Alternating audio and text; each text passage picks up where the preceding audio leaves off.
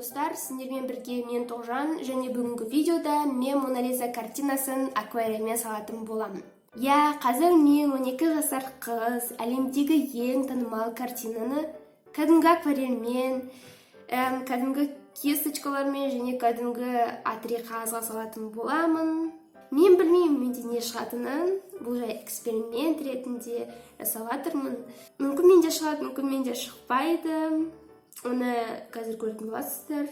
Ондайше бастайық. Және ең алдымен мен қарындашпен картинаны салып аламын. Одан кейін бәрі бояймын. Мен міне примерно салдым суретімді. Енді біраз детально дегендей салатын боламын. Міне мен Мона Лизаның түрін салдым. Түрі әзірше онша емес, мүмкін бояғанда нормально болатын шығар. Және мен шашын салдым осылай, енді осылай денесін салатын боламын. Мен Мона Лизаның қолын салайын дегенде мынау шықты. Қараңыздаршы, мынау неме, мынау сосискаларға ұқсайды вообще. Міне оригиналды қараңыздаршы, қандай әдемі жұмсақ қолдар. Ал енді менікі мынау неме вообще, Егер шынымды айтсам, мен адам қолдарын салмаймын, және де ылғи сурет салғанда мен адам қолдарын салмаймын. Және мен білмеймін қазір не істерімді. Және білмеймін неме шығады менде вообще. Міне мен Мона Лизаның қолын салдым. Әдемі емес, білемін. Және де, почти салып болдым. Және кейбір жерлері мұнда вообще көрінбейді, қап-қара. Және де мен білмеймін ол жер қалай бояймын. Потом көретін шығармын. Ал пока что болды. Енді мен бұл картинаның артқы фонын салатын боламын. Міне мен артқы фонды салдым. Сіздерге қатты көрініп тұрмаған шығар. Бірақ мен әйтеуір бірінке қылып сала салдым, себебі маған артқы фон дұрыс көрініп тұрған жоқ. Енді ең қиын сәт келді, мен бояйтын боламын бұл суретті. Енді мен суретімді бояйтын боламын, және де ол үшін маған кисточкамен су керек. Мен росомахамын. Және де әрине акварель керек. Қараңыздар. Нағыз суретшінің акварелі. Енді бұл акварельдің үшеу. Тағы да бір акварель. Және де бастайық.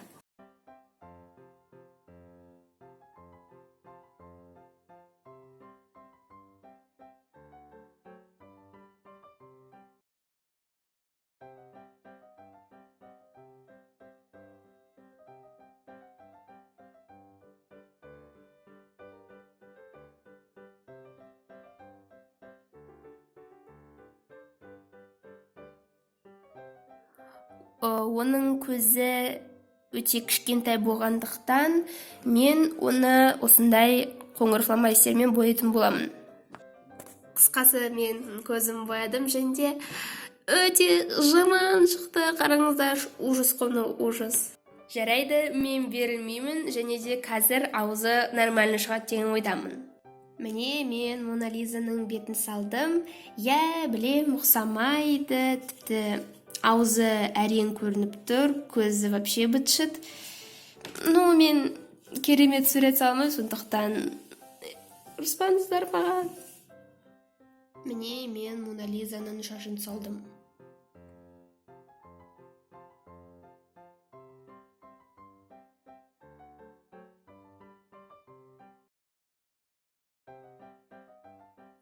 Бүгін менің сурет салымның 3-ші күні.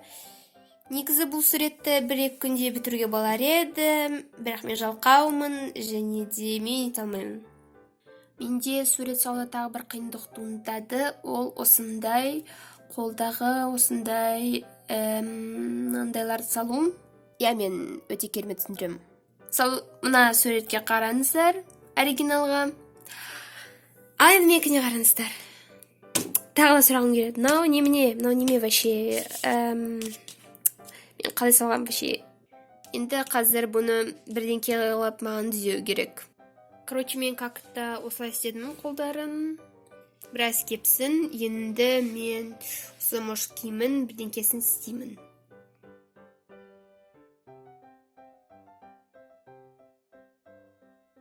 Мен жаңа Мона Лизаның аузын түзейін текем, және одан да жаман шығып кетті. Қараңыздаршы. Міне мен Мона Лизаны салып болдым. Енді фонын боятын боламын.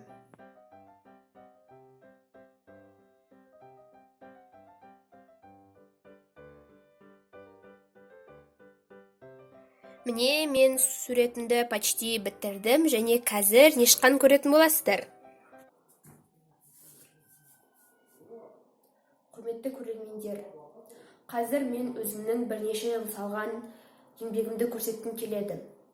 Бұл картинаны салуға маған өте көп уақыт кетті. Мен түні бойы бұл картинаны салып ұйықтаған жоқпын. Ендеше қараңыздар. Та-дам! Я, менде осындай картина шықты. Осындай результат. Я білемін, кейбір жерлері мүлдем ұқсаған жоқ. Мен керемет суретші емеспін. Және де бұл сурет акварельмен салынған, ал оригинал майлы краскамен немесе тағы бір нәрселермен салынған. Бірақ менің ойымша өте ұқсайды оригиналға. Ал сіздерге бұл картина ұнаса және де сіздер тағы да осындай картиналар қаласаңыздар салғанымды, лайк басыңыз және де каналға жазып кетіңіздер. Ал мен сіздермен қоштасамын. Сау болыңыздар.